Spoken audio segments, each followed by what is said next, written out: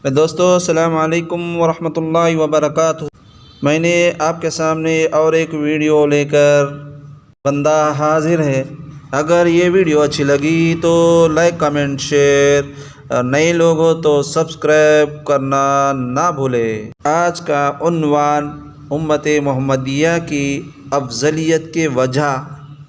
اللہ تعالیٰ قرآن میں فرماتے ہیں اس امت کو پچھلے امتوں سے زیادہ فضیلت ہے۔ اللہ نے پچھلے امت سے اس امت کو اتنا تعریف کیا کہ ظاہری تعریف کیا۔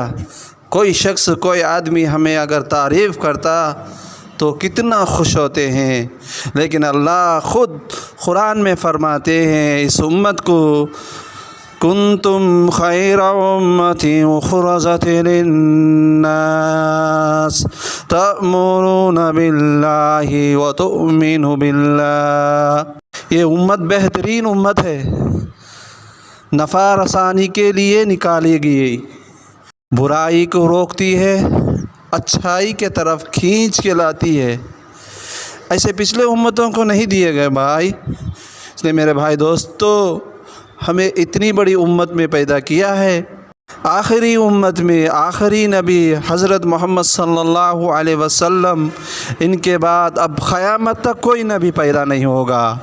یہ ایمان ہمارا پختہ ہونا چاہیے اور آپ کے آئیڈیل کو نمونہ بنانا چاہیے۔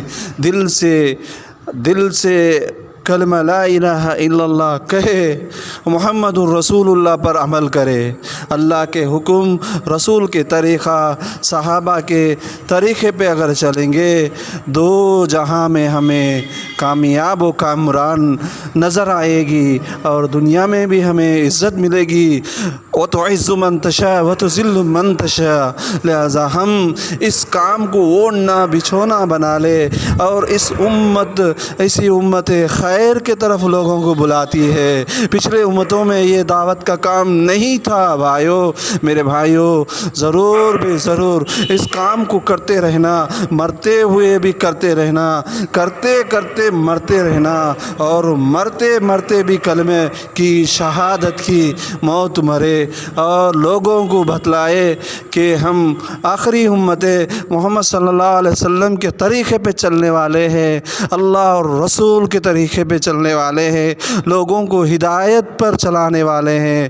اہدنا الصراط المستقیم، اللہ نے اہدنا الصراط المستقیم پر چلانے کے لیے اس امت کو پیدا کیا ہے بھائیو۔ لوگوں کو کفر سے ہٹا کے ایک اللہ وحدہ لا شریک لہ کی طرف بلانا اصل مقصد ہے۔ لوگوں کو ایک کرنا، جامع لوگوں کو اچھے کاموں کے طرف چلانا، اوڑھنا بچھونا بنا لینا۔ میرے عبادت گزار بنا دو، باطل کے ظلم سے نکال کر اسلام کے عدل پر لاؤ، دنیا کی تنگی سے نکال کر آخرت کی راحت پر لے آؤ۔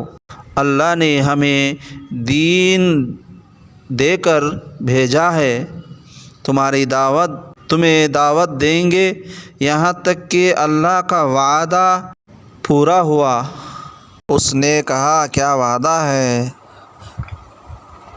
اللہ نے کہا ہم میں سے کوئی شخص بھی اللہ کے راستے میں شہید ہو گیا تو وہ جنت میں چلے گیا۔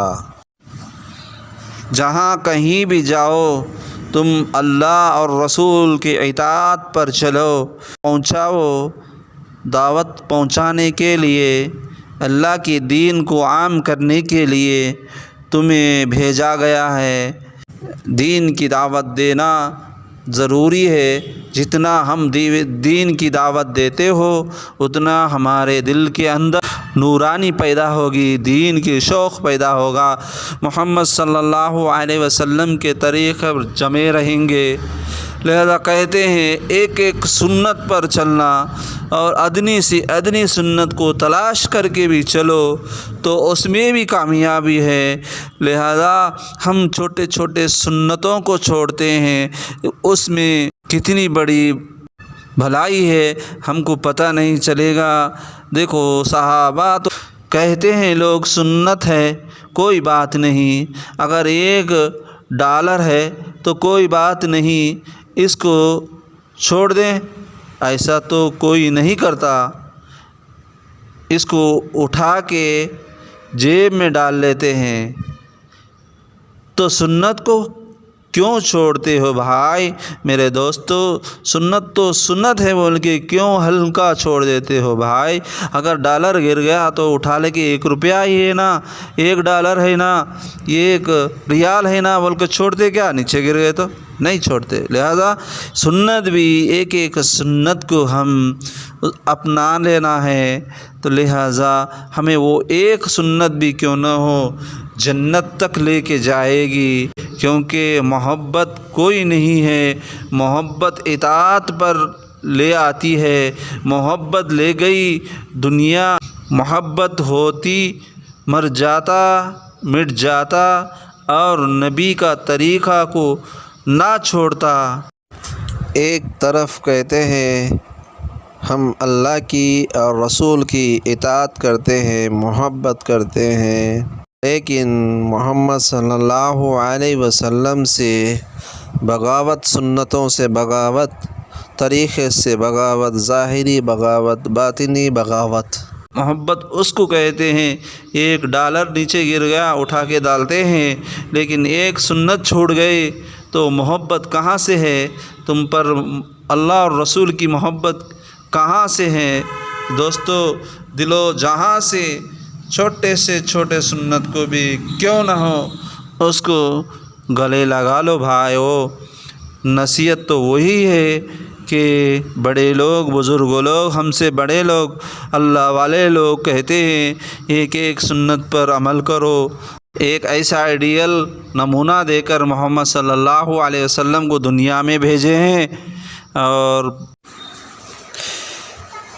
ایک بندے نے بھائی عبدالقیوم صاحب دامات برکاتہم سے یہ حدیث سنی، ارشاد فرمایا کہ ایک موقع پر عبد الرحمن بن عوف رضی اللہ تعالیٰ عنہ نے سارے مدینے والوں کی دعوت رکھی تھی۔